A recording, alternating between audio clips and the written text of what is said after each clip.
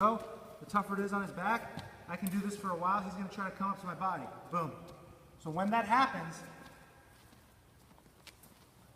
I mirror his hand. He comes up to collar tie. All I'm going to do is I'm a half second behind it, and it all starts over. So once you get him into this flow, you're kind of a step ahead of him. So I'll just show you kind of the whole thing. So we're ear to ear, 50-50. Boom, I just got the position. So now I'm a step ahead. So now as long as I keep him in this whirlwind, I'm okay. So he comes in, I switch. I switch, here. He comes up, here. Here. Switch, here. Here. Switch. So it's a circular pattern that fits very well together. And once you get ahead of him, he's kind of predictable. And the only thing that really stops this is something that makes him look very bad to the ref is this. Reset, right? And if you know how to get him back in it, it's easy. But once you're a step ahead of him, it really does take an extreme tie break to reset the position. And all you do is this. When he does that, he breaks away. You do this. And he looks back. So, next thing, redirecting the head. This is another, so that's a little system I like to use for baseline. Just know where your hands are. Because that one gives them collar, inside, outside elbow, wrist, collar, right? There's a lot of places to put your hands, get them comfortable. So even if, obviously it doesn't flow that perfectly in a match, but it's very realistic to get that kind of flow and to feel your hands go to the next place, because with hand fighting, the idea is, I'm not going to squeeze his head till he breaks. Oh, you done? You ready? You break? I'm not going to do that. What it's going to do is, I'm going to make him tense his core up till he gets really tired. Core adjustments are what get a guy tired, not neck adjustments. This is like, after a match, like I've been like this, like, oh man, yeah, I beat him like 12-4, but my neck sucked, my neck hurts. You know, when the guy makes you go, do this, you're like, oh shoot, stop. So the idea is, I'm gonna pull, but getting a guy used to pulling until he's gotten everything out of the move and then change the tie. So that's the mindset is, here I go, collar tie. He's done moving. He's a grown man. I'm not going to use two hands to just work him. If you do, you're probably not going to need too much technique. So this tie's over. Change it. This tie's over. This tie's over. This, right? That kind of stuff, right? So it's exhaust the tie, change the tie. Exhaust the tie, change the tie. So, next position, learning to redirect the head is very, very good. So anytime you collar tie, this is available. So, getting used to, so if you guys notice, my hands are doing this the whole time. So even in my stance motion, this is actually a good thing, just a side note, to get you guys to do it. It looks dumb, I know, but until you get a flow to it, but when you learn to move your hands and move your feet at the same time. So when I started to really, really get excited about hand fighting, my stance in motion would look like, I don't know if you guys have ever played the old Street Fighter game, Street Fighter 2, but there's this guy named Honda, he's this big fat sumo guy, and he does this like fast hands thing. So like when I do my stance in motion, it's literally like I'm pop, I move, I pop, but it's really very exaggerated, and it's getting used to straight bend, straight bend, straight bend, pop, shoulder, pull, straight bend, with a fake, pop, pop, pop, straight bend. So it looks really ridiculous, but it creates the idea of move your hands, move your feet, instead of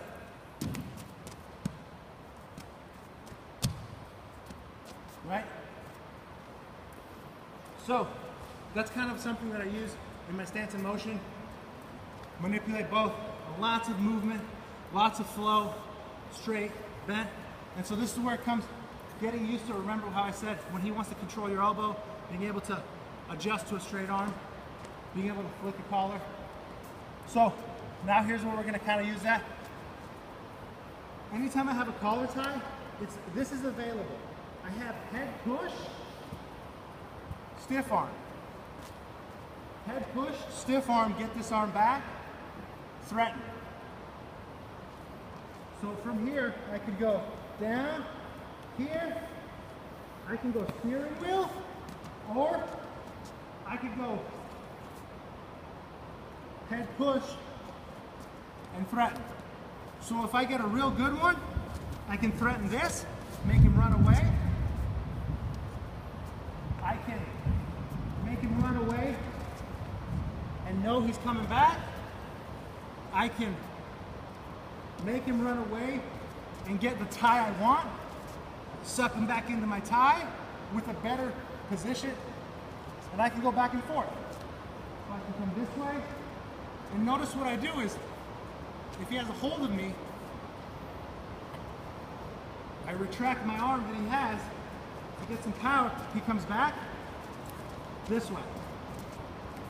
He comes back this way. He comes back this way. All right. So that's another thing I use. Bent arm, straight arm, head control. So this is when a guy won't let you touch him. You know, he comes in, he's batting his hands away.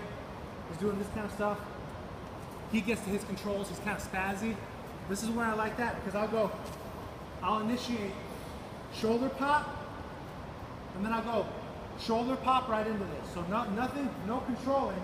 I'll just go shoulder pop, move, and this looks bad. And then I'll make him touch me. When you chase a guy down, he gets stressed out. One, because this looks really bad and he knows it. And two, I'm in a very bad place. Get a handle on the situation. So when I move, okay, and now we're tied up.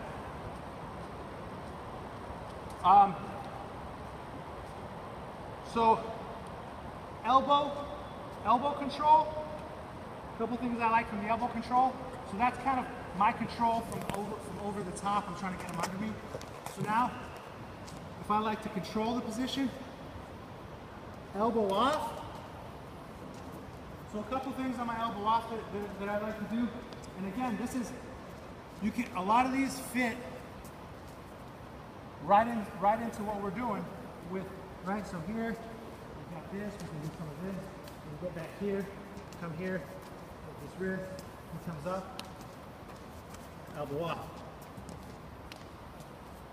Right, so just knowing a lot of options to where to put your hands. So my elbow off, I like to fully take it off my head. Again, I don't level change. So I have options. I'm almost pulling his armpit hair out. I got nice in the meat of the tricep. And when I do this, I let him pull my head enough and I just go with it.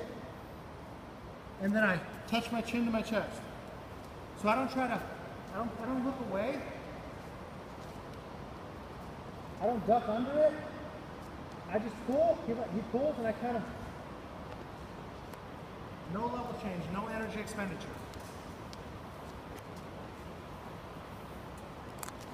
Taking this off, head pops back up, and then I put my forehead in his armpit. So now I have shot options, I have panic options, or I have make him touch me on the other side. So, wrist manipulations. So, my favorite way to work to manipulate wrists is off of cross wrist. So the power of a cross wrist is the deception that if I grab them with two hands, they grab me with two hands. And so the deception is this is 50-50. But what I've done is he's got two hands occupied on one of mine. So the power of cross wrist is, you know, so the way I like to get into it is I touch forehead, he takes wrist off, I thumbs down, and I trade. Right here. Cross wrist, he comes in. So now we have things like cross wrist sweep. I really like this setup because all it is my movement and his imagination. So I really like this idea of, he clamps onto this wrist really tight when this happens too. So this doesn't just drill well, this is realistic. I like to act like I'm coming this way and let go of this hand. Because I get I get a big time down block adjustment.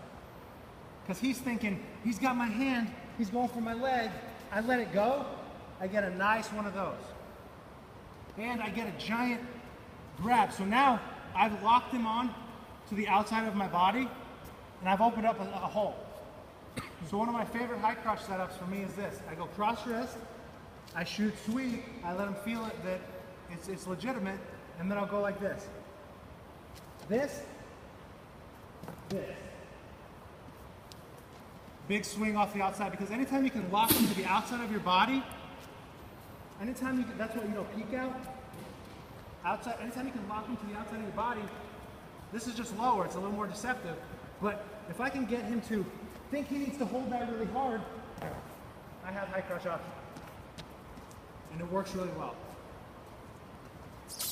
So yeah, cross wrist, and then the nice thing off the wrist is with your movement, you can change his level to go under you, and now we're right back into I have the upper hand.